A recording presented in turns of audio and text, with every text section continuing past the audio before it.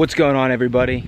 Today we're going to be going over 5 things I cannot stand about my Nissan GTR. So before I go into that, I just wanted to go over this whole thing that I've been wanting to tell you guys about, like how it's taken a lot for me to get used to speaking in front of this freaking camera.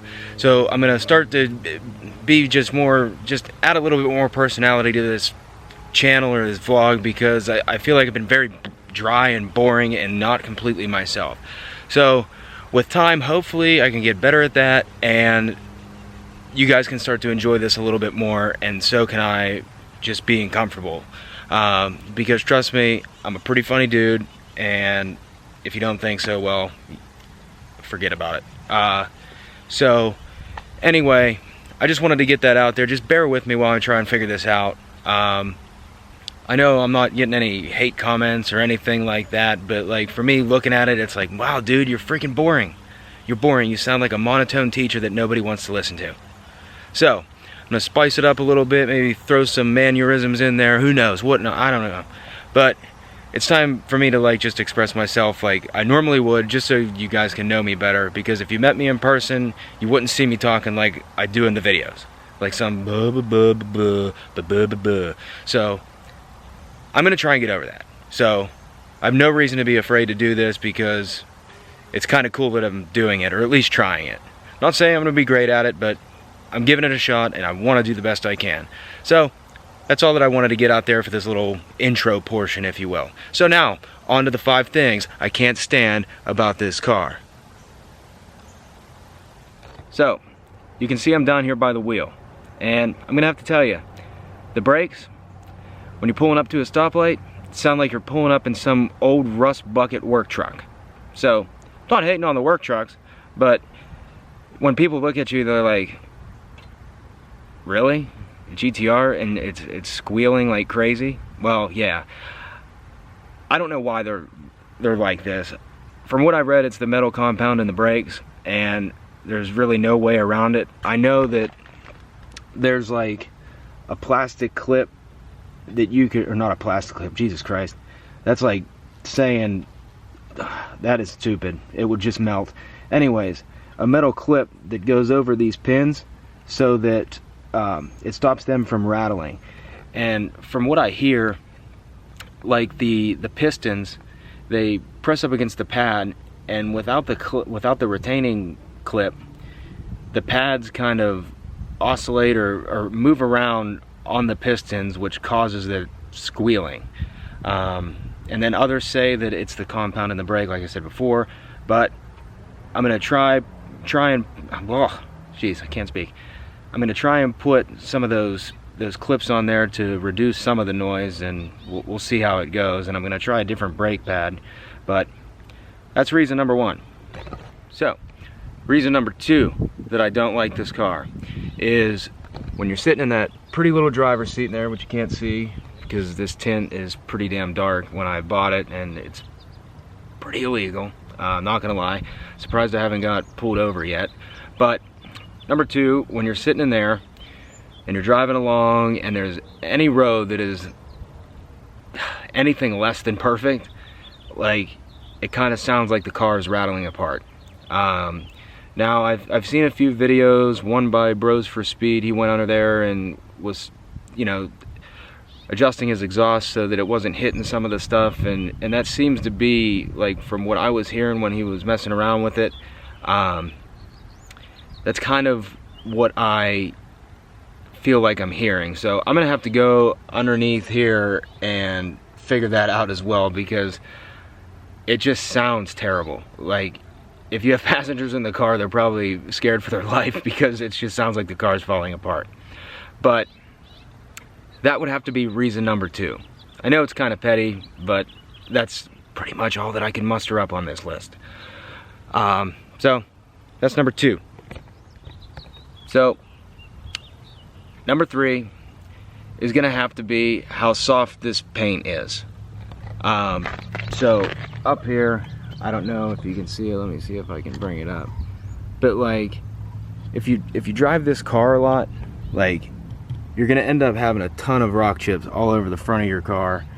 And you know, for me, like, I'm like a perfectionist when it comes to stuff. Now, I know that's gonna sound super freaking like hypocritical when you watch the beginning of this video and my wheels look like, not very good. They have like 4 coats of brake dust on them. But that was the going joke today at the Cars and Coffee about like how disgusting my wheels were. And one of the reasons why we stopped at the detail garage in Raleigh. If you live in the Raleigh area, you guys should definitely check them out. Lots of supplies, almost so many that you don't even know what to do with yourself. For me, it just causes like what I like to call procrastination by analyzation. It's like when there's so much information that you just end up not doing anything because there's too much to choose from or too much to see. So if you're into detailing cars and you enjoy your car looking fresh as hell, like, I suggest you check them out, because there's plenty of stuff there to make your car like just immaculate. So, oh, and they offer classes too, which I thought was pretty cool. So yeah, check them out. But the paint and the rock chips, that's reason number 3. Now I did order the touch-up paint, but I mean, it's not really gonna do, that's really not gonna do any justice or anything like that, because it's just gonna look like you just took a Sharpie and went over it. I mean, I know there's like good ways to do it. You could probably blend it really good and all that good stuff, but you know, there's nothing you can really do about it. Like, how are you supposed to enjoy it when you're not driving it? Like, if it's just sitting in your garage, like, I get looking at it's like fun and whatnot, and just like being able to say you have it, but you don't really get to experience it all that much, like if you're not driving it. Now I could be driving my wife's Cherokee to work and all that stuff, but I really enjoyed driving this car, even though we're going over like a list of things I can't stand. I just prefer to drive it. So anyways, the soft paint, that's number 3. On to number 4. Actually, the real reason I don't really prefer to take my wife's Jeep to work, because I'm afraid if she drives this, that's when it'll end up getting a door ding and I'm gonna freak out. That's what's gonna happen. So, preventative maintenance by just driving it. So, that's the real reason. But don't tell her I said that. Alright, so, for number 4, we're in the car. And, as you can see, I'm in park. So, this portion isn't gonna be very long because it's very irritating when this happens. So, it happens when you take your gear shifter and you go into reverse. So, you hear the beeping, right? Okay, we're in reverse. And the car is still beeping. And it continues to beep, continues to beep, continues to beep. It's not soft, it doesn't get louder when you're close to something, it just beeps at the same freaking pulsating, annoying frequency until you shift the car out of the reverse gear. So, that's number 4. And I think you guys can understand why. So, hopefully, everyone got annoyed with me while I was in reverse during that clip. So, that's number 4. We'll move on to number 5 because I'm over that one already. As you can see, we're underneath the hood of the car. So, I don't know why this drives me crazy, and I do not understand why they put the manual hood support on this car. I mean, I guess I could take one guess of it being just like a weight savings thing, but I mean, we're talking probably ounces, not even pounds. Like, it's just, I don't know, just something so simple that could have just made this less hassle. Now, some of you are probably like, oh, well, that's a pretty dumb thing to hate about the car. Well, when you're living in North Carolina and it's mid-freaking July or August, it's 95 to 100 degrees here. This car is black. So, that means it attracts heat. So, say you're pulling up to a car show or whatever and you want to be like, oh man, look at my engine, look how cool I am. by the way, for two guys that have the silver GTRs that were at the Cars and Coffee today, and I'm sure you guys will meet them on this vlog soon enough, but I had the cleanest engine bay. That's all I got to brag about, because their cars were cleaner. But I'm just throwing that out there, you know what I'm saying? So anyway, so when it's 100 degrees outside and it's attracting heat, and you pull up to your car show and you're like, yeah, I want to look great, I want to look cool, let me throw this hood up.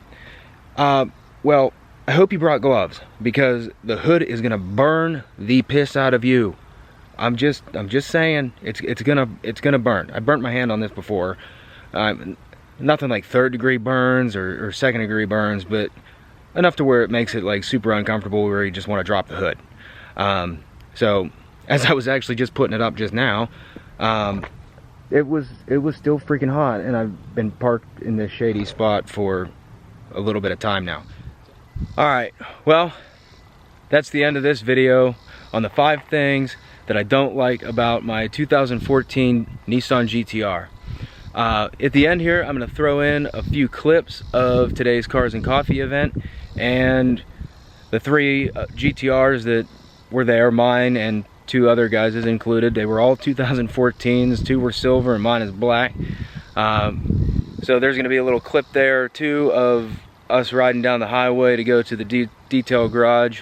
I thought that I got some cool shots, so I guess we'll see. But if you guys like this video and want to learn more, hit that subscribe button, comment, like, do whatever you got to do.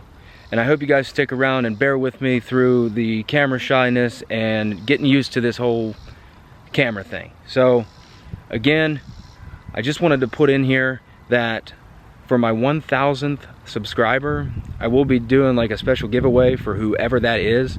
So I'm hoping we can get there by the end of the year. I think I'm at 732. I know that's not a lot, but whoever that 1000th person is, I think I'm gonna go.